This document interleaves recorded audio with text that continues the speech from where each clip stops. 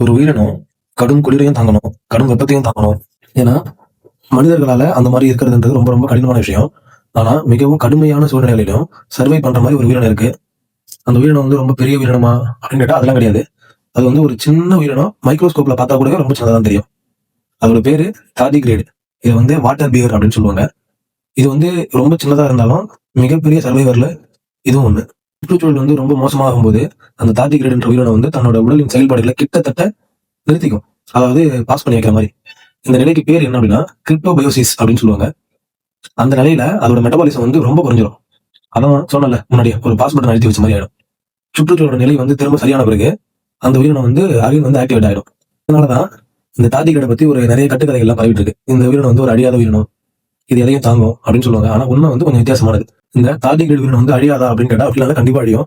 அது எல்லா சூழலையும் வந்து உயிர் பழகும் தன்மை கொண்டதான் அப்படியே கிடையாது, அதுவும் உண்மை இல்லை. ஆனா அதோட சர்வைவல் மெக்கானிசம் வந்து உண்மையிலேயே வந்து வியக்கத்தக்க விஷயம். இவ்வளவு சின்ன உயிரினம் எப்படி தன்னோட உடலை வந்து ஒரு எக்ஸ்ட்ரீம் கண்டிஷன்ல கூட பாதுகாக்குது அப்படின்னு சொல்லிட்டு விஞ்ஞானிகள் வந்து ஆராய்ச்சி பண்ணிட்டு இருக்காங்க. ஏன் இதை பத்தி ஆராய்ச்சி பண்றாங்கன்னா, இன் ஃபியூச்சர்ல வரப்போற காலத்துல நம்ம மனுஷங்களுடைய செல்ஸ், நம்ம சம்பந்தப்பட்ட பயாலஜிக்கல் மெட்டீரியல்ஸ் இதெல்லாம் வந்து ரொம்ப நாள் எப்படி பாதுகாத்து வைக்கிறது அப்படின்னு சொல்லிட்டு தெரிஞ்சுக்கிறதுக்காக இந்த உயிரினத்தை அதாவது தார்டிகிரேடை வந்து ஆராய்ச்சி பண்ணிட்டு இருக்காங்க. இந்த தார்டிகிரேட கதை வந்து ஒரு சின்ன உயிரினத்தோட கதை மட்டும் கிடையாது. இது இயற்கை நமக்கு சொல்ற ஒரு மிகப்பெரிய லெசன். உயிர் வாழ்றதுக்கு எப்போதுமே பெரிய உடலமைப்பு தேவையில்லை, அது அவசியமும் இல்லை. ஒரு சரியான அடாப்டேஷன் இருந்தாலே போதும். ஒரு சின்ன உயிரினமா இருந்தா கூட உலகத்துல மிகப்பெரிய சர்வைவரா ஆகலாம் அப்படின்றதுக்கு இந்த தார்டிகிரேட் வந்து ஒரு எக்ஸாம்பிள். அதாவது தார்டிகிரேட் என்று அழைக்கப்படுற வாட்டர் பியர் வந்து ஒரு முக்கியமான எக்ஸாம்பிளா இருக்கும்.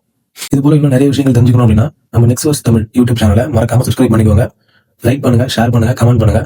அவ்வளவுதான், வீடியோ முடிஞ்சு. டாடா.